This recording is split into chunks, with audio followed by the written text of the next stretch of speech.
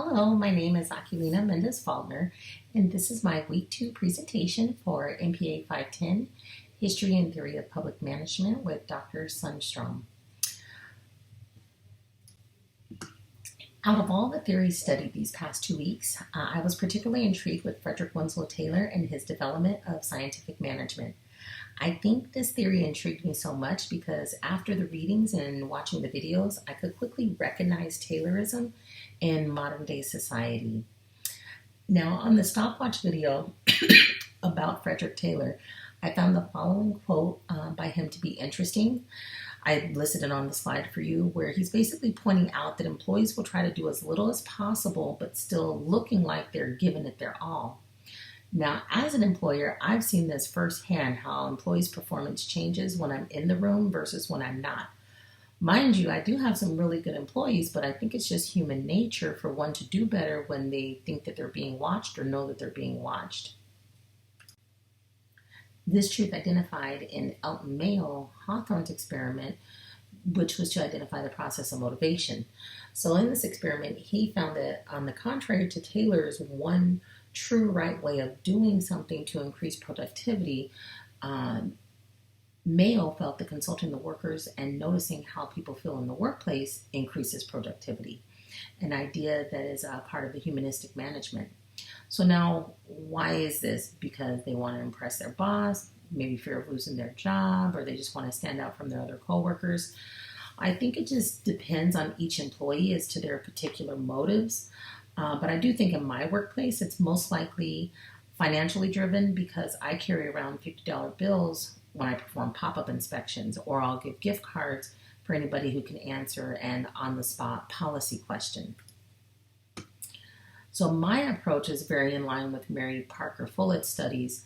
She noted that the top-down approach wasn't necessarily working to produce productivity with employees. And I too found that in the past, the pop-ups were very negative. I'd walk around, I'd point out all the things that were wrong, usually more wrong than right, and employees would get very discouraged, they would get defensive, and it really just put a negative tone on the rest of the day.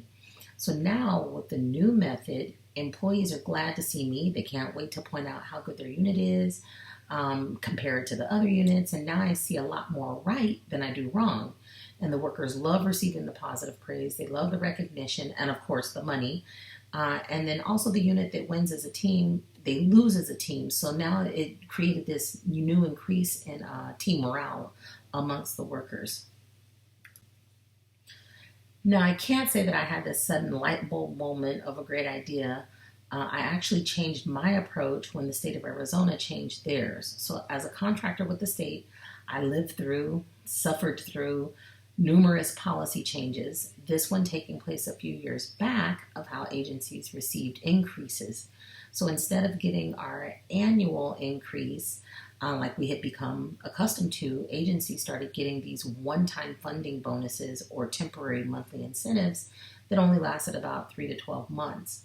So now, of course, in order to get these bonuses, all requirements had to be up to date, no investigations, no complaints, limited number of incident reports, positive performance reviews. Basically, the better the agency you are, the better your bonus is. And this new policy forced all agencies to be more responsible and not just get by with bare minimums anymore.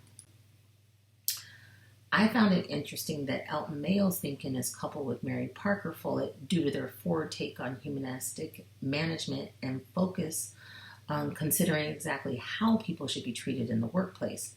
But Follett's findings were also the same in regards to Taylor's, that workers objected to being watched.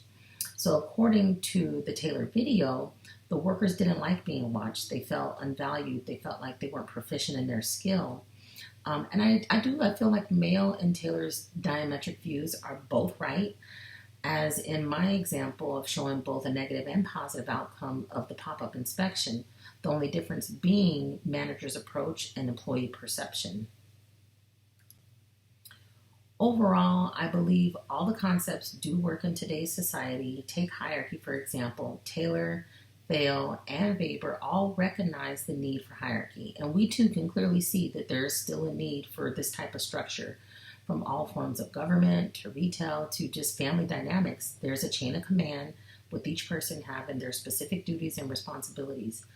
I feel organizations and government do and will continue to use a combination of the concepts, basically just taking the bits and pieces that are fitting to them. So thank you for listening, and I will leave you with some quotes from the theorists that I've discussed in this presentation.